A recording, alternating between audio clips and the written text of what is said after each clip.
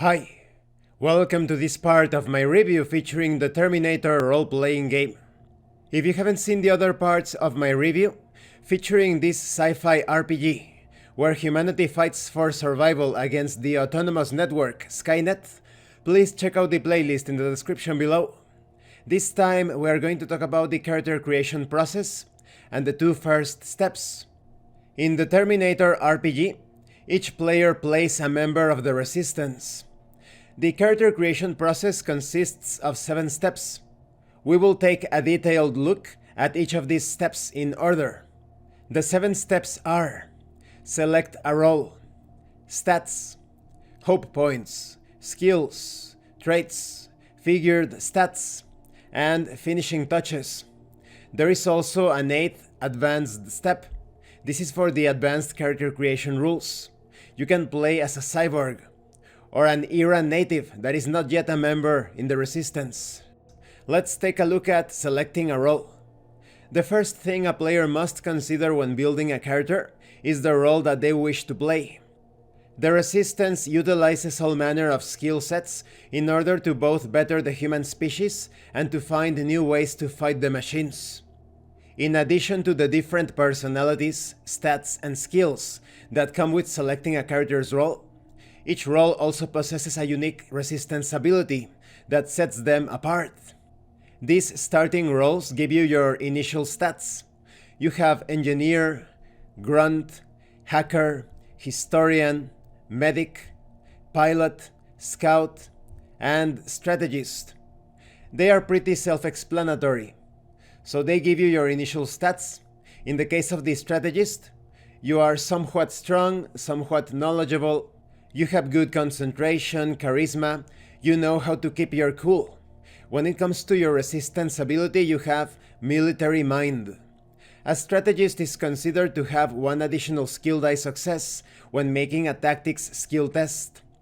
In addition, at any time, a Strategist may spend 1 hope point from the Brains category to replenish 2 points of fate.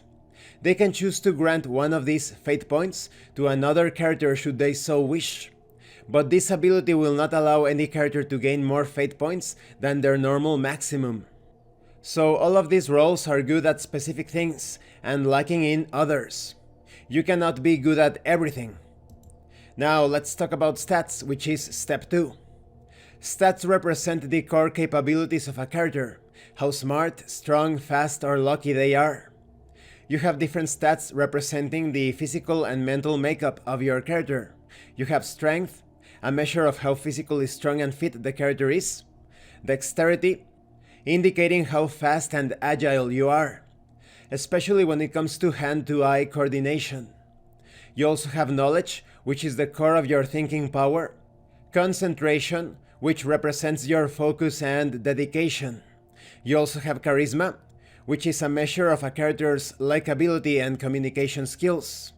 There's also cool, representing a character's determination and grit, and there is fate, a measure of how lucky a character is and how likely great things are to happen to or around them.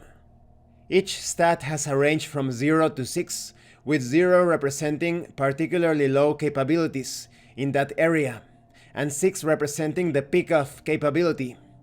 Each step is referred to as a rank. So you have rank adequate on 1, rank above average on 3, and so forth. The maximum rank available to a character in any stat depends upon the role of that character.